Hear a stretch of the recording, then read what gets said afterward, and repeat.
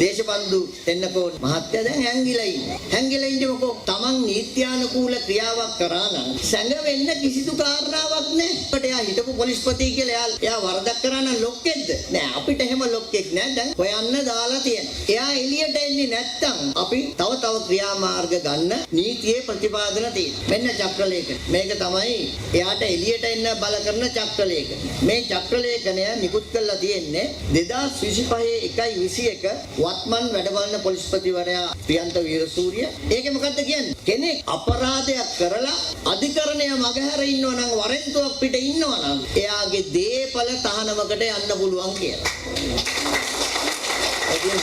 එන්නේ නැත්තම් අපි අපරාධ නඩු විධාන සංග්‍රහයේ 60 වෙනි වගන්තිය 61 වෙනි වගන්තිය 62 වෙනි වගන්තිය ක්‍රියාත්මක කරන්න වෙනවා. අපිට මේ නීතිය දේශබන්දු දෙන්නකෝගෙම ආරම්භ කරන්න පුළුවන්.